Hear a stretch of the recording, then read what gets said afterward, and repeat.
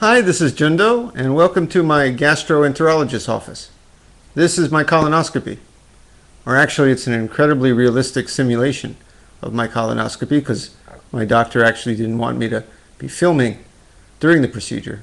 And to be honest, I was a little preoccupied at the time. This, by the way, is just the vacuum cleaner back here, but you get the point.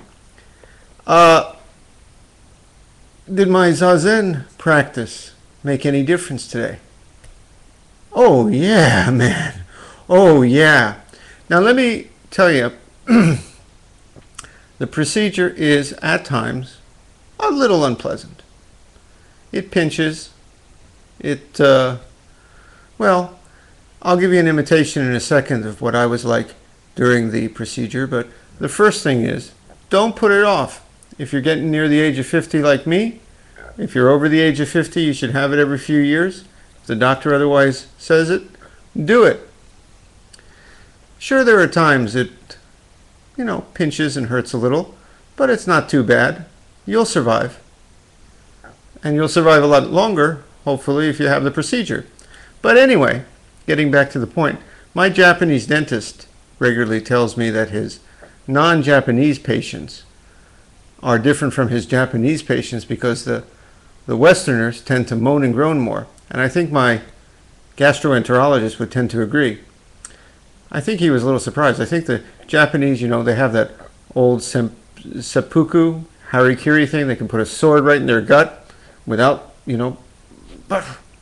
just tough it out. Well, compared to that, I'm kind of a weakling. So this is what my procedure was like today a little bit. Ready? Oh! Ow! Ow! And it went on like that for about 20 minutes. I'm a little bit vocal. Now, you might think at this point, hey, what is this guy doing teaching Zazen if he's sitting there moaning and groaning during a medical procedure? Isn't meditation supposed to put us beyond all the pains and complaints of the body?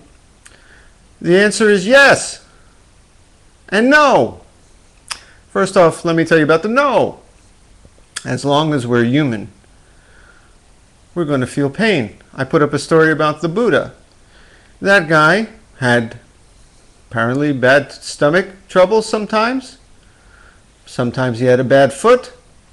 Sometimes a backache as he got older. And he had a personal physician who, according to what I saw today, came and saw the Buddha 3 times a day. That's the treatment you get, when you're a VIP. So, though it didn't work so good for Michael Jackson, unfortunately, but kept the Buddha going. Buddha lived to the ripe old age of 83, I believe. And apparently he also had times when he didn't feel so well. Now, later Buddhists tried to discount that, saying that the Buddha was beyond the flesh. He only was acting as if he felt pain in order to teach. I think baloney. I like my Buddhas who sometimes have belly aches and moan and groan like the rest of us. So I have no apologies whatsoever for during my colonoscopy moaning and groaning a little bit. I'm human. Maybe there's a guy up in the Himalayas who has a technique that puts him beyond all that, and you can go talk to him, but that's not what I'm teaching here. I'm teaching about being a human being. I'm going to tell you something else too. Sitting there in the waiting room, you have to drink the thing to clear out your stomach. You sit there for a couple hours. I got a 6-year-old kid at home. I have a wife, and I'm thinking, what if the doctor finds something? I get a little scared. Just for a second. This is natural. We fear death. It's back here in the monkey mind. Again, some people tried to say the Buddha was beyond all fear of death. Well, I'm not. For a moment, thoughts would come in my mind of the worst case scenario, and it was a little scary. Fortunately, today the doctor found a little polyp. Doesn't look like it's anything at all. I'm good. So hopefully I can keep doing these sit-alongs or lie-alongs for the next, next few years. So today was a good result. But at times it was a little scary. Now, Did Zazen make a difference? Absolutely. First off, I'm here to tell you, and you got to trust me on this, folks, there is a taste, a perspective, where we are beyond all life and death. We drop all thought of life and death. It's really true. And even as there were times today when I was very much facing my mortality, there is a liberation, a freedom that comes from this practice when we are beyond such concerns.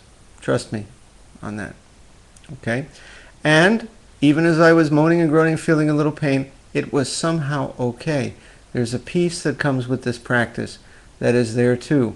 So it's almost as if we're human, but at the same time we see through that, beyond that, we taste something more. Trust me on that. This Zazen was very much with me today. And I was even practicing Zazen as I was lying on the table here. Actually, not quite in this position. They move you around a little bit more. But certainly I could not get in the lotus position. Though something a little bit like it with my butt in the air, but I could not quite get in the lotus position. So I sat or reclined Zazen like this. And it was good. There's nothing wrong with getting older if we do not resist getting older and wish to be young forever. There's nothing wrong with being sick if we accept, embrace the natural condition. That doesn't mean you shouldn't get checked. That doesn't mean you don't take your medicine. I often talk about how we see life different ways at once. It's no fun to be sick. Not at all. But at the same time, there's something about our practice that puts us beyond that. So, go get that colonoscopy, especially if you're getting to be an old codger, and practice Zazen while doing it. Shall we recline with that today?